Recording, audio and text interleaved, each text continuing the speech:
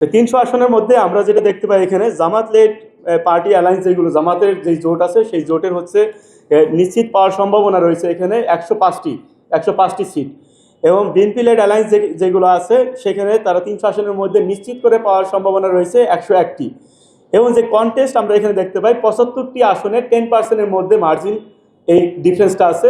কেউ দেখা যায় 1% লিড, কেউ 2% লিড, এরকমভাবে দুই গ্রুপের মধ্যে আছে। এই জায়গাটাতে কন্টেস্ট আমরা দেখতে পাই হলো 75, এবং আদার্স এই যে ইন্ডিপেন্ডেন্ট ক্যান্ডিডেট আছে অনেকে, এই যে দুইটা জোট দেখলাম আমরা এখানে, দুইটা জোটের বাইরেও অনেকে আছে, অনেকগুলো জোট আছে, অনেকগুলো পার্টি আছে, সেই জায়গা থেকে অন্য অন্য নিশ্চিতভাবে তারা প্রায় 19 জন এখানে নিশ্চিত বিজয় আমরা দেখতে পাচ্ছি। প্রথম কোয়েশ্চেনটা আমরা করেছিলাম গণভোট সম্পর্কে আপনি সচেতন কিনা, জানেন কিনা।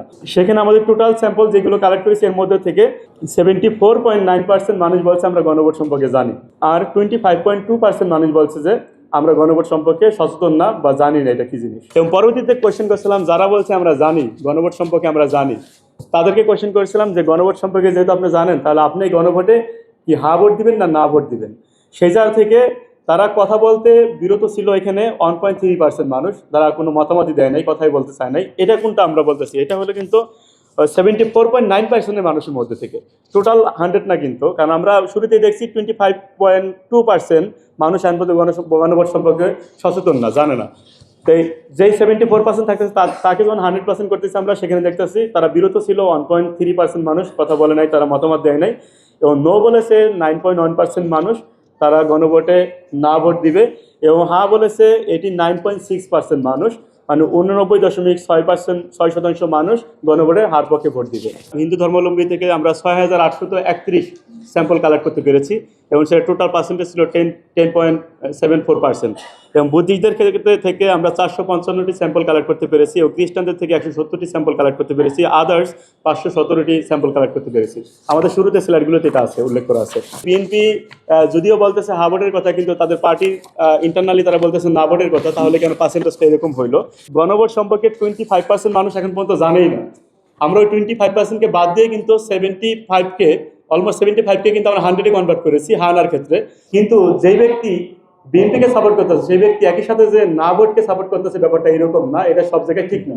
এবং যে ব্যক্তি যে 44.1% মানুষ যে বিএনপিকে সমর্থন করতেছে, এই 44.1% মানুষ যে বিএনপির কোর পিপল, ব্যাপারটা কিন্তু এইরকম না। আবার জামাত অ্যালায়েন্সকে যারা সমর্থন করতেছে তারা যে জামাত অ্যালায়েন্সের কোর পিপল, ব্যাপারটা এরকম না।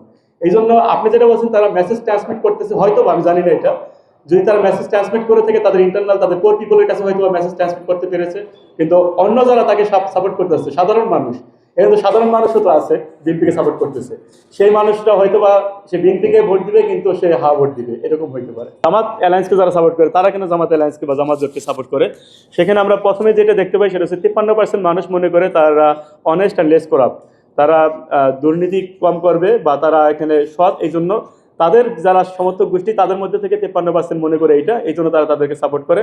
এবং 52% মনে করে যে তারা ডেমোক্রেটিক ভ্যালুজ আছে, ফ্রি স্পিচের মত প্রকাশের স্বাধীনতা তারা দিবে, এই জন্য সমর্থন করে। এবং 36% মানুষ মনে করে তাদের জুলাই আপরাইজিংয়ে তারা এটাকে এই স্পিডটাকে ধারণ করবে, এই জন্য তারা তাদেরকে সাপোর্ট করে। 33% মানুষ এখানে capable for solving price hike, 33% মনে করে তারা এই প্রাইস হাইকটাকে সলভ করতে পারবে, এই জন্য তাদেরকে পছন্দ করে। এবং 31% মনে করে তারা ধার্মিক, এই জন্য তাদেরকে পছন্দ করে। 30% মানুষ মনে করে তারা ইসলামিক ভ্যালুসকে লালন পালন করে, এই জন্য তাদেরকে পছন্দ করে। এবং 27% মানুষ মনে করে এখানে তাদের প্রিভিয়াস অভিজ্ঞতা আছে, এই জন্য তাদেরকে আমরা পছন্দ করি। এখানে দুইটা জিনিসের মধ্যে আমরা কিছু মানে সিগনিফিক্যান্ট কিছু ডিফারেন্স দেখতে পাই। প্রথম, বিএনপি জোটকে পছন্দ করার অন্যতম কারণ আমরা দেখি এখানে তারা তাদের প্রিভিয়াস এক্সপিরিয়েন্স, কিন্তু আমরা এই জোটকে সাপোর্ট করার অন্যতম কারণ দেখি অনেস্ট, লেস করাপ্ট এবং অন্যান্য জুলাই আপরাইজিংয়ের ভূমিকা বা এই স্পিরিটটা ধারণ করে এইগুলো। এবং পরবর্তী স্লাইডে আমরা যেটা দেখাচ্ছি, আমরা শুরুতেই বলেছি আমরা 300 আসনেই বিস্তারিত সার্ভে করেছি, এবং 300 আসনের প্রেডিকশনটা আমাদের কাছে আছে। এবং সেই জায়গা থেকে আমরা যদি পার্লামেন্টারি সিট ফরকাস্ট করি এখানে, এটা করার ক্ষেত্রে আমি এখানে বলতেছি 10% মার্জিনের মধ্যে যেগুলো আছে সেগুলো হচ্ছে আমরা কন্টেস্ট, কারণ আমরা দেখতেছি যে আমরা লোয়েস্ট অ্যান্ড হায়েস্ট যে রেঞ্জ আছে, এই লোয়েস্ট এবং হায়েস্ট রেঞ্জ দুইটা গ্রুপের কোনো না কোনো একটা পয়েন্টে মিলিত হয়ে যায়, সেই জায়গা থেকে এটা কন্টেস্ট। এই জন্য 10% প্লাস মার্জিনে যেগুলো যারা এগিয়ে আছে এই 300 আসনের মধ্যে, সেগুলোকে আমরা বলছি তাদের শিওর শট, মানে শিওর নিশ্চিত এখানে বিজয়। আর বাকি যেগুলোতে তারা এরকম 10%-এর মধ্যে আছে, দেখা যায় কোনোটাতে জামাত 5% এগিয়ে আছে, কোনোটাতে বিএনপি 5% এগিয়ে আছে, কোনোটায় কেউ 1% এগিয়ে আছে, কোনোটায় কেউ 2% এগিয়ে আছে। এটা শুধুমাত্র জামাত বা বিএনপি জোটের মধ্যেই না, এটা আর অন্যান্য যে পলিটিক্যাল পার্টি বা অন্যান্য যে জোটগুলো আছে সেগুলোর মধ্যেও।